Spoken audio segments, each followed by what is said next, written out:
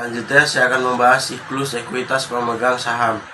Pengertian ekuitas pemegang saham, salah satu komponen utama dalam laporan posisi keuangan yang menunjukkan besar hak pemilik atas aset perusahaan setelah dikurangi seluruh kewajiban.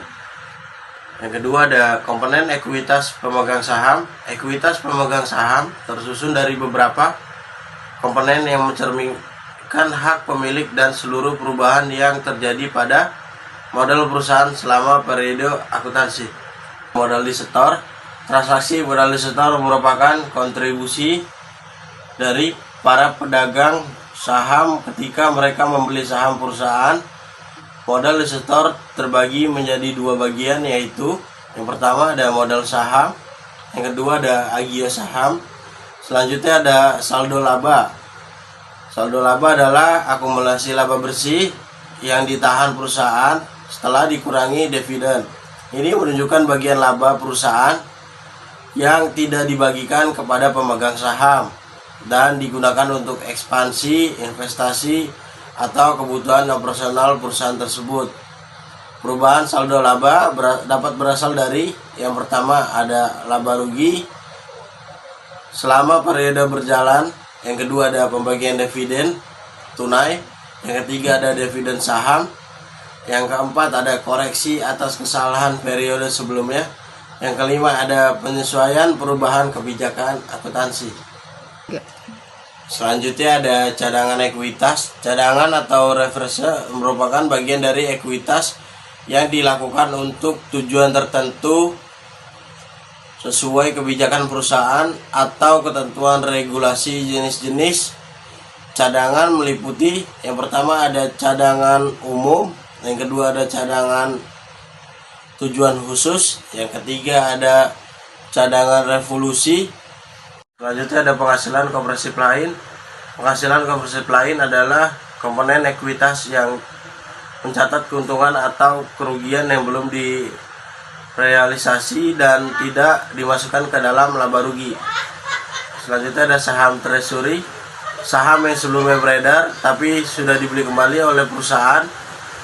Pembelian saham treasury biasanya dilakukan untuk yang pertama ada menstabilkan harga saham, yang kedua ada menambah nilai bagi pemegang saham, yang ketiga ada program kompensasi karyawan, yang keempat ada memegang jumlah saham beredar.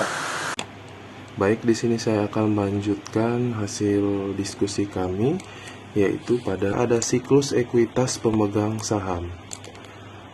Menggambarkan rangkaian perubahan yang terjadi pada komponen ekuitas selama satu periode akuntansi. Siklus ini menunjukkan bagaimana ekuitas awal berubah menjadi ekuitas akhir melalui serangkaian transaksi yang melibatkan pemilik, hasil operasional perusahaan, serta penyesuaian yang berdasarkan standar akuntansi. Penentuan ekuitas awal periode.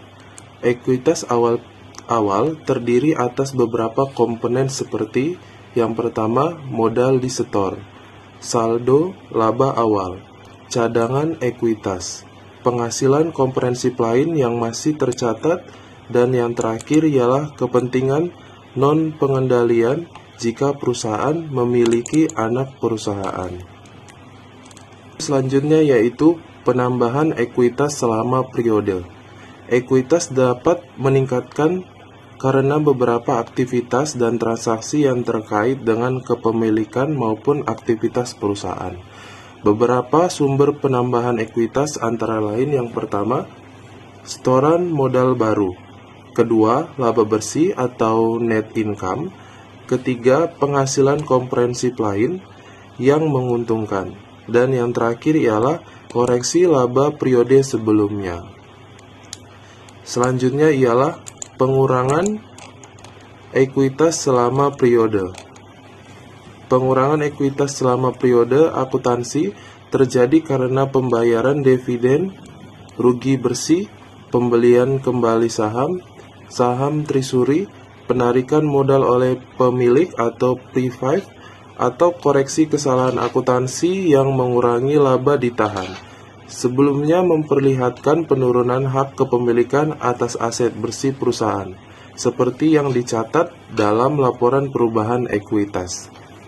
Ekuitas juga dapat mengalami penurunan akibat transaksi atau aktivitas tertentu, yaitu yang pertama, pembagian dividen, pembelian kembali saham, ketiga, kerugian bersih, keempat, penurunan dari penghasilan komprehensif lain, dan yang terakhir ialah koreksi negatif periode sebelumnya. Selanjutnya yaitu penentuan ekuitas akhir periode. Penentuan ekuitas akhir periode adalah menghitung sisa hak pemilik dalam bisnis dengan rumus dasar.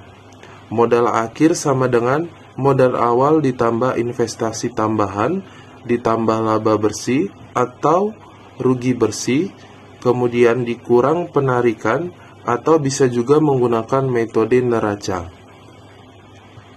Ekuitas akhir sama dengan total aset dikurang total liabilitas. Ekuitas ini mencerminkan modal disetor kepemilikan, laba yang ditahan, atau penyesuaian lainnya yang disajikan dalam laporan perubahan ekuitas sebelum neraca. Demikian hasil diskusi kami, kurang lebihnya kami mohon maaf. Terima kasih. Kemudian ada siklus perolehan dan pembayaran investasi. Saya Fauzan dari Huda dari kelompok 5 akan membahas pengertian dari siklus perolehan dan pembayaran investasi. Pengertian tersebut dalam konteks manajemen keuangan entitas investasi merupakan salah satu fungsi vital selain operasi dan pendanaan. Investasi mewakili aset yang disimpan untuk mencapai tujuan strategis seperti pengendalian atau tujuan finansial seperti perolehan, pendapatan, bunga, dividen, atau apresiasi nilai.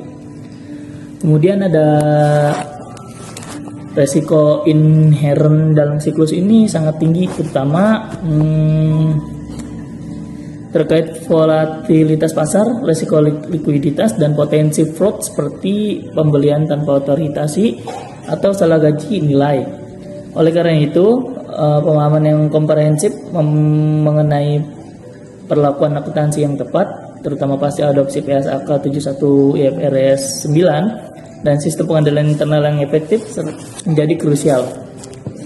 Kemudian ada klasifikasi dan pengukuran investasi, yaitu PSAK 71 atau disebut instrumen keuangan mengatur bahwa klasifikasi aset investasi didasarkan pada dua kriteria, yaitu model bisnis entitas, dan yang kedua yaitu karakteristik arus kas kontraktual. Untuk efek utang obligasi surat berharga terhadap tiga kategori pengukuran, yaitu yang pertama ialah biaya diamortisasi, yaitu digunakan jika model bisnisnya adalah menahan aset untuk memperoleh arus kas kontraktual hingga jatuh tempo. Pengukuran dilakukan sebesar biaya perolehan awal disesuaikan dengan amortisasi, diskonto atau premium, dan kerugian kredit ekspektasian atau ECL diakui sebagai laba rugi.